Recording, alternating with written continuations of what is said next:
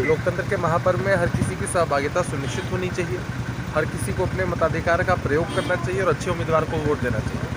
सबसे खुशी की बात यही है कि लोग इसमें पार्टिसिपेट कर रहे हैं। आपको क्या लग रहा है यहाँ की स्थिति को देखकर? जनता एक नंबर समान चुनेगी। जी, धन्यवाद। नमस्कार, आप देख रहे हैं इंडो नेपाल टाइम्स। मैं राकेश हलचल। इस बार यह उपचुनाव हो रहा है इसलिए कि देवेश चंद ठाकुर एमपी हो गए, तो यह सीट खाली हो गया।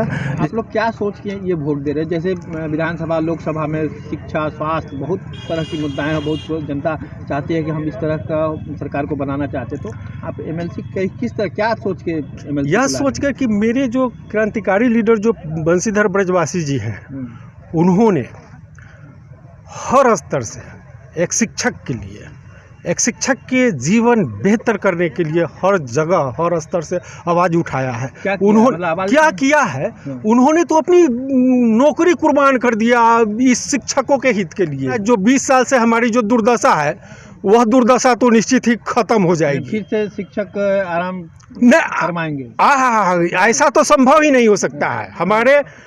मैं एक बात बता देता हूँ कि मैं बंशीधर ब्रजवासी जी जिस विद्यालय में पढ़ते थे उसका कोऑर्डिनेटर रहा था, और जब वे दिल्ली में जब कोर्ट में जब केस लड़ रहे थे, उसके कॉल होकर जब मैं उस विद्यालय में अनुश्रवण के लिए गया था तो बंशीधर ब्रजवासी बोर्ड पर पढ़ा रहे थे। जब मैंने उनका मीडिया पर डाला कि ये पढ़ा रहे हैं, तो लोग मुझसे मजाक किया कि कल दिन भर दिल्ली में और सवेरे की, यह तो गलत है। लेकिन नहीं, वे थे और पढ़ा रहे थे बच्चों के। इसका मतलब बहुत ईमानदार है। इसमें होना चाहिए कि हम लोग जो मतदान कर रहे हैं, हमारे जो युवा बेरोजगार हैं, जो शिक्षक हैं, जो संविदा कर्मी हैं, उन सब के हक की लड़ाई के लिए हम लोग ऐसे उम्मीदवार को चुनना चाहते हैं जो उनको जो है एक रास्ता दिखाए, उनको जो है पढ़े लिखे प्रतिष्ठा होने का सम्मान दिला पाए। लेकिन प्रशांत किशोर जी हमारे दो मुद्दा रखे हुए हैं। एक जो एजुकेशन का जो स्तर खराब है उसको सुधारने पर उस पर पहल करना है, शिक्षा में सुधार करना है। दूसरा रोजगार को रोकना है। रोजगार को रोकने के लिए यहीं पे फैक्ट्री का व्यवस्था किया जाएगा।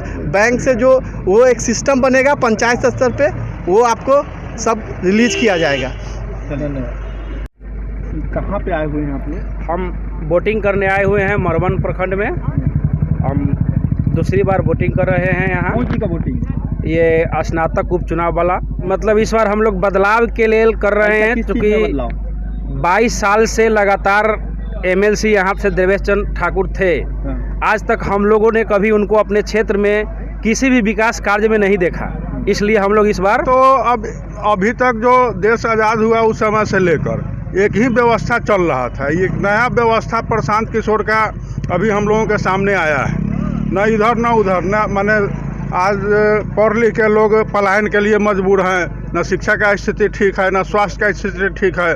नेता लोग अपने जाता है इलाज कराने देश विदेश में, यहाँ कोई व्यवस्था नहीं है। क्या माहौल लग रहा है? सर जी, क्या शुभ नाम हुआ आपका? मनोज कुमार वत्स वर्ष का होता है। इसके पहले भी आप कैंडिडेट रह चुके हैं? जी ना, पहली बार। पहली बार? जी जी। आपको क्या लग रहा है? वातावरण अच्छा है। वातावरण तो प्रतिष्ठित पढ़े लिखे बौद्धिक लोगों का है, तो वातावरण तो अच्छा होगा ही। आपके पक्ष में क्या लग रहा है? मेरे पक्ष आपका में कोई प्रचार प्रसार नहीं, कुछ नहीं, फिर भी मतलब देखिए, ये विषय तो आंतरिक होता है ना जी। लोगों से मैन टू मैन मिलने का होता है जी। और प्रचार में तो खर्चे होते हैं जी। और चुनाव तो कम खर्च में लड़ने की चीज़ होता है। कम खर्च में चुनाव लड़ना लोकतंत्र को मजबूत करना होता है। कहाँ से हैं आप?